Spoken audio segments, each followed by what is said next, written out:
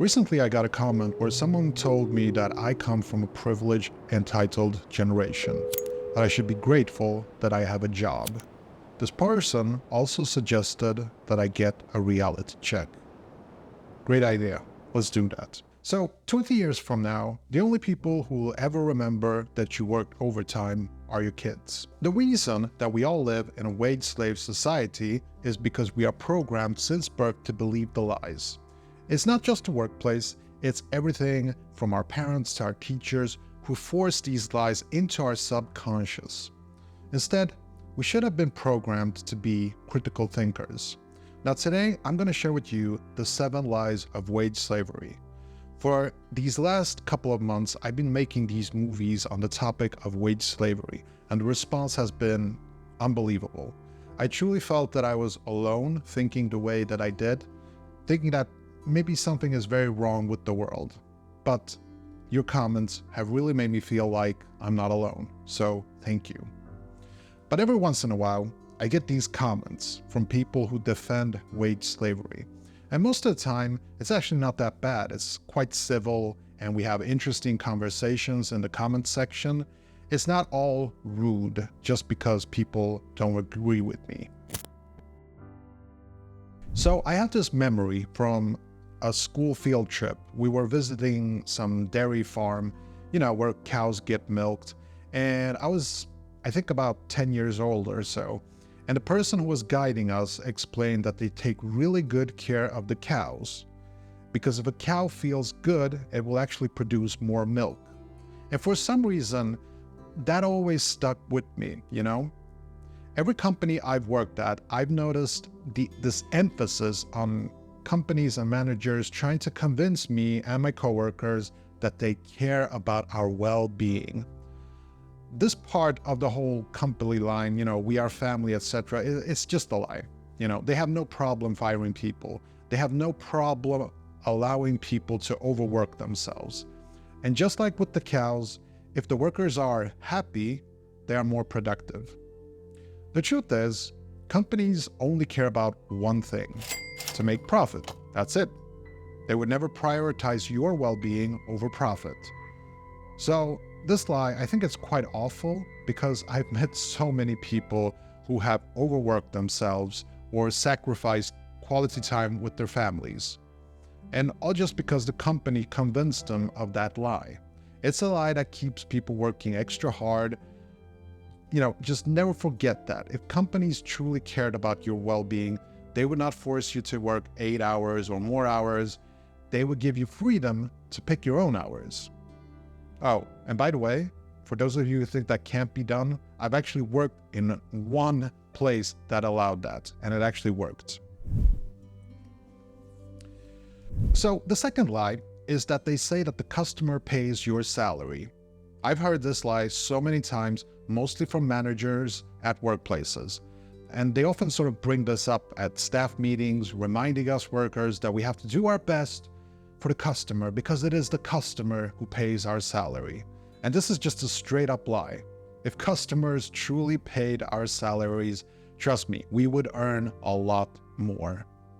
You have to remember that the company pays our salary, and the company always earns more from our efforts.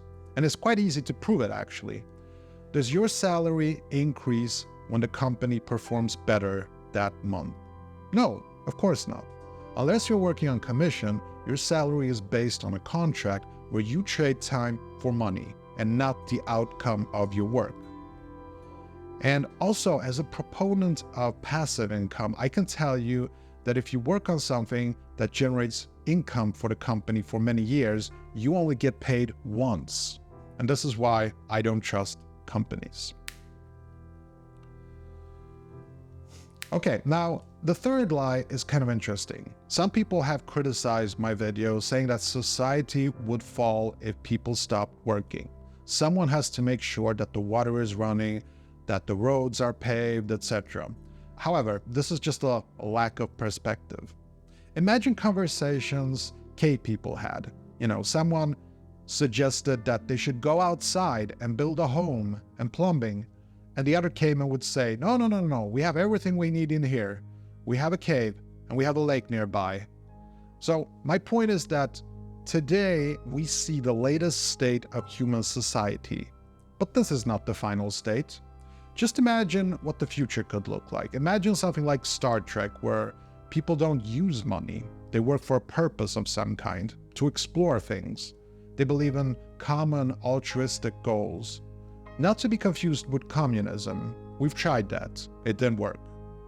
But I believe that the next step of human society is that more people go into freelance. They start their one-man businesses and they offer their services to others.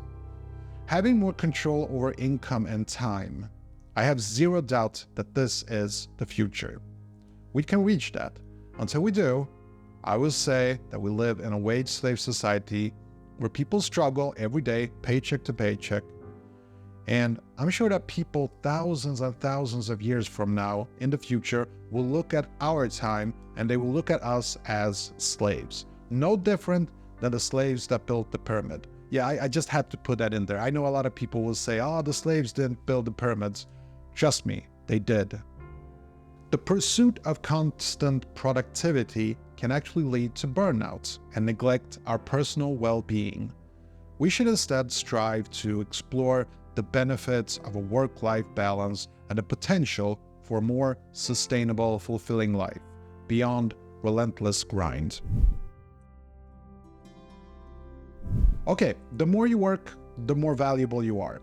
So I have this friend who used to brag about how he worked 80-hour weeks, how he had to work on Christmas, how he had to sacrifice his vacation for work. And he was actually quite proud of this. But then he grew older and he realized that he was actually being used. There is this weird belief that the more work we do, the more valuable we are, which is why a lot of people work overtime, which is why a lot of people will prioritize work over mental health.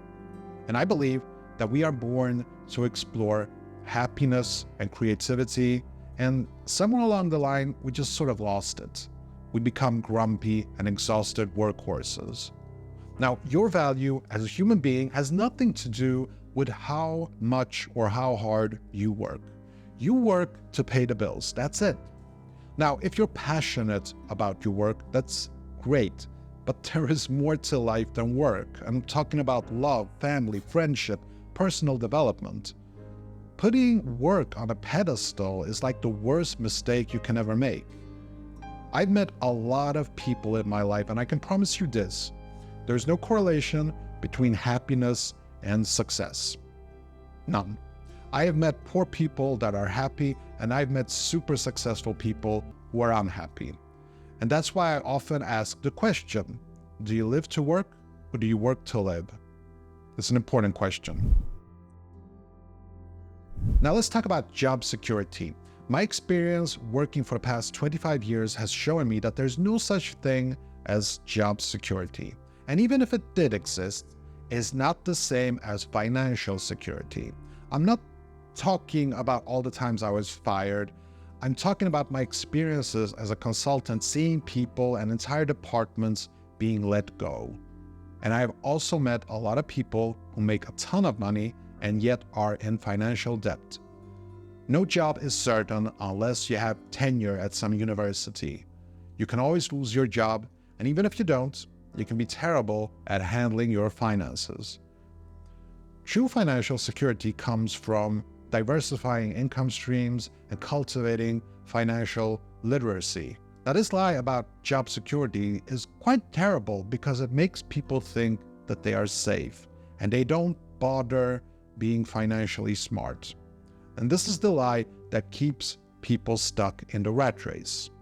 And it's why most coworkers I've had, they criticize their jobs endlessly about how little they're getting paid or how little they are getting noticed, instead of focusing on creating their own financial security. Okay, so number 6, making more money is always better.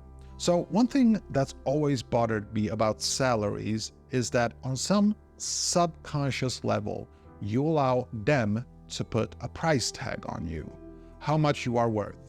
But the salary, it doesn't reflect your true value and potential, because workplaces don't pay you fairly, and you can't really scale your salary. And now, as a consultant, I often get offered a job where I work, and I have always turned them down. Sometimes I've been offered a lot of money. And people go absolutely crazy when they hear this, because they just can't believe that someone would actually turn down more money. And that's the problem. Just the fact that people are afraid to leave money on the table is the reason why I do it. To me, the paycheck is to pay the bills. And when they increase it or offer to pay you more, it's just a carrot to keep you trapped, and I've never allowed myself to fall for it. Instead, I work on my side hustles, I create passive income streams, and I out-earn anything they've ever offered me. And of course, not everything is about the money. Most people will agree with that. It's about how you feel about your work. But in the end, most people will take the job with the biggest paycheck. And I just think that's really sad. So the seventh and final wage slave lie is that hard work always leads to success. And it's never actually spoken out loud, but it's encouraged all the same. It's been programmed into us since we started school. If you study hard, you will get good grades. And this theory, it sounds logical, right? Well, in reality, it's just not true. The belief that hard work guarantees success is not just an oversimplification, it's actually one of the biggest wage slave lies ever. My experience has been that the people who work the hardest are the people who get the most exploited, period. People who work hard tend to compete with each other, while smart people practice what I like to call quiet quitting. But I've actually made a different video on that topic. The reality is that you are either so good at your job that the company would be crazy to promote you because you are already doing such a great job where you are. And if your hard work actually leads to promotion, it often comes with the price of more responsibility and even more hard work. Most managers I've had in my career never turn off their work phone. They are always available, and they even check their emails when they are on vacation, because they're such responsible people, right? Personally, I turn my phone off the moment I leave the office. The workplace has no power over my private life. So, in dismantling these 7 lies of wage slavery, I really just want to encourage you to question societal norms and redefine success on your own terms. You have to prioritize you and you alone. In the end, you have to ask yourself the question, is your goal in life, is your purpose in life to make companies richer? If the answer is no, figure out what that is and pave the way for a future where work serves you rather than enslaving you. As always, thank you for listening. Do me a favor and tap that like button to show your support, and subscribe if you're interested in more content like this. Until next time, stay hungry, relentless, and strong in your journey of escaping wage slavery. Bye.